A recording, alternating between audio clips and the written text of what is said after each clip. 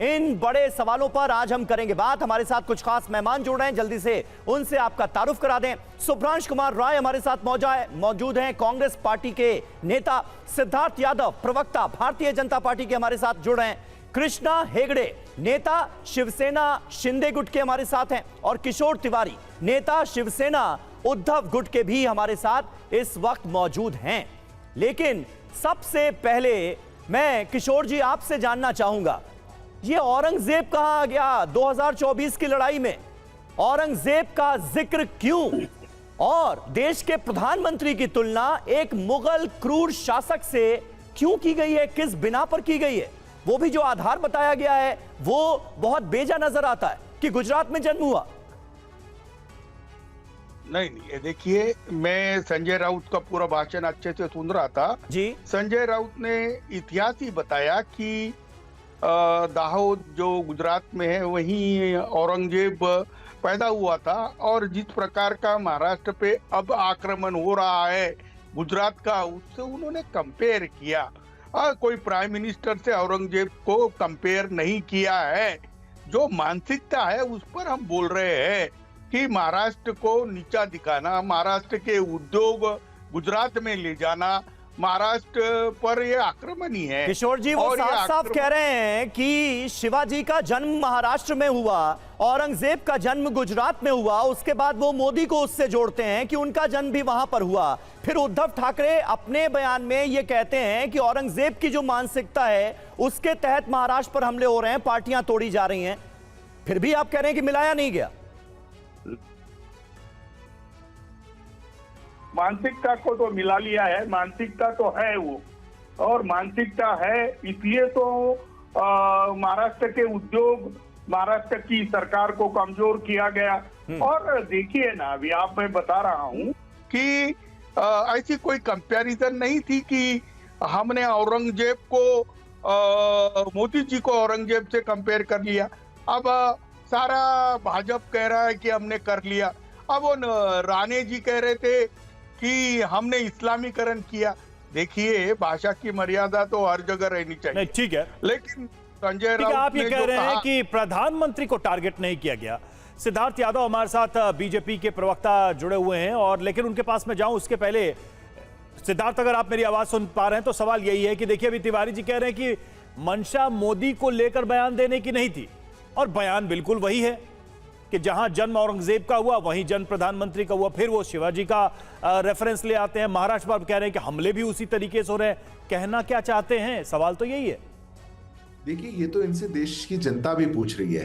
ये देश की जनता को मूर्ख समझते हैं और अपने आप को ज्यादा समझदार समझते हैं। एक ही लाइन में इनके बड़े नेता औरंगजेब का भी जिक्र कर दें और देश के प्रधानमंत्री का भी जिक्र कर दें, गांव का जिक्र कर दें, जन्म का जिक्र कर दें, और फिर किशोर जी जैसे प्रवक्ताओं को टीवी पर आकर डिफेंड करना पड़ जाए कि नहीं, हमने प्रधानमंत्री की बात नहीं कही, हम उसको नहीं कहना चाह रहे। तो कहना क्या चाह रहे थे? आपने तो अपनी बौखलाहट दिखानी शुरू कर दी। चुनाव आए नहीं, औरंगजेब वालों के साथ आप खड़े हो। आपको देखना चाहिए कि आप वास्तव में खड़े हो। किशोर जी, बीच में क्यों बोल रहे हैं आप? आराम से, अब सिद्धार्थ जी को अपनी बात रखने दीजिए। सबसे पहले तो मैं आपके पास ही आया था। जी सिद्धार्थ, अभी वास्तव में जो ये शिवसेना जितनी बची है, ये जिनके साथ खड़ी है, ये औरंगजेब वाले हैं। और औरंगजेब का जो ऑब्सेशन है वो आज इस घृणा पे उतर आया कि प्रधानमंत्री के लिए भी ऐसी बातें बोली जा रही हैं। मैं मानता हूं इससे ज्यादा आपत्तिजनक कुछ नहीं हो सकता। पर देश के चुनावों में अगर आप चाहते थे कि चुनावों में हम जनता के बीच में जाएं, विषयों को लेकर के जाएं, तो कौन आपको मजबूर करता है कि आप औरंगजेब करें? कौन आपको मुगलों की याद दिला रहा है? अरे, आप तो मुगल मानसिकता से ग्रसित होकर के देश के प्रधानमंत्री को भी गाली देने से नहीं बचते, और फिर आप चाहते हैं कि देश की जनता को हम मूर्ख बना दें। लेकिन सिद्धार्थ जी, आपको कौन मजबूर कर रहा है कि आप भी उसी लेवल पर उतरें? क्योंकि भारतीय जनता पार्टी की तरफ से इसका जवाब कैसे दिया गया? उद्धव ठाकरे की टीपू सुल्तान से तुलना कर कर। नहीं, पहली बात तो मैं बड़ा स्पष्ट कर दूं, प्रधानमंत्री जी को गाली दी गई, प्रधानमंत्री जी को गाली दी गई। मैं आपके चैनल पे बैठा हूं, मैंने कोई टीपू सुल्तान का उल्लेख नहीं किया। हमारे बड़े प्रवक्ता बैठे, किसी ने कभी कोई उल्लेख नहीं किया। नीतीश राणे ने किया ना। नीतीश राणे आप ही की पार्टी के नेता हैं। आप अब निश्चित रूप से, मैं बता रहा हूं उसी बात पर, अब निश्चित रूप से आप चाहें कि आप रैलियों में जाकर के प्रधानमंत्री जी को औरंगजेब बता दें, पहली शुरुआत आप कर दें, और कोई किसी की भावना में आकर के वो आपको जवाब भी ना दे। अरे, देश का पूरा कार्यकर्ता, देश की जनता आक्रोशित है। आप 100 से अधिक बार उनको गालियां देंगे। आज ये पहली बार नहीं हुआ है।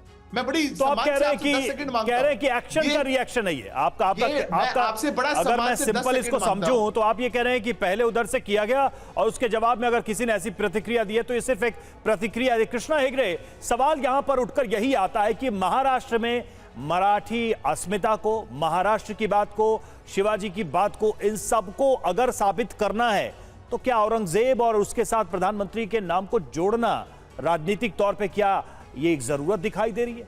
ये क्या है जो शिवसेना की तरफ से, जो उद्धव ठाकरे के गुट की तरफ से इस तरह के बयान अभी दिए जा रहे हैं? क्या शिवाजी महाराज को, महाराष्ट्र को किसी ऐसी तुलना या पहचान की आवश्यकता है? देखिए, ऐसा है कि वो संजय राउत जी जो है उनके आदर्श औरंगजेब होंगे, इसके लिए उनको गुजरात से औरंगजेब ही दिखाई देते हैं। हमको तो गुजरात से महात्मा गांधी दिखाई देते हैं, सरदार वल्लभ भाई पटेल दिखाई देते हैं, दादाभाई नौरोजी दिखाई देते हैं, अजीम प्रेमजी दिखाई देते हैं, करसन घावरी दिखाई देते हैं, चेतेश्वर पुजारा दिखाई देते हैं। इन सब अच्छे लोग हमको दिखाई देते हैं, इनको सिर्फ औरंगजेब ही दिखाई देते हैं। अभी ये संजय राउत जी का मैं आपको बयान बोलता हूँ। जब हमारे विधायक गए थे वो बोले इनका शव वापस आएगा। जब वो वापस आए तो बोले कामाख्या देवी का जो मंदिर है वो जादू टोना का मंदिर है।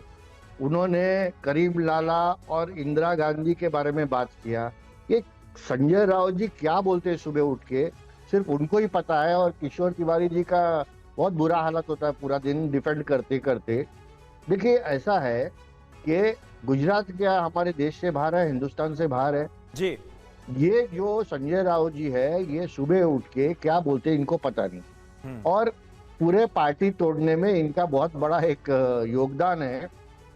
आज भी वो रोज सुबह उठकर इनका यही बोलना है, भाई ये मर जाने वाले, वो ये कुछ नेगेटिव बात करे। अरे महाराष्ट्र के बारे में बात करो, देश के बारे में बात करो, देश हित के बारे में बात करो, क्या काम चल रहा है उसके बारे में बात करो। इन लोग हम लोग को दो साल से गाली देते जा रहे हैं और हमारे जो मुख्यमंत्री और उप मुख्यमंत्री है वो 24 घंटा काम करते हैं। अभी मैं इनके बारे में बोलता हूँ, 2019 में वो गए थे बीजेपी के साथ हिंदुत्व के नाम पे वोट मांगने के लिए। आज इनका कांग्रेसीकरण हो गया है। बाला साहेब ठाकरे जी ने कहा कि जो दिन को मुझे कांग्रेस के साथ हाथ मिलाना पड़े मैं मेरी दुकान बंद कर दूंगा। इनकी दुकान बंद हो गया क्या? इन्होंने तो जॉइंट वेंचर के साथ कांग्रेस के साथ दुकान चालू कर दिया। तो ये क्या बोलते हैं, क्या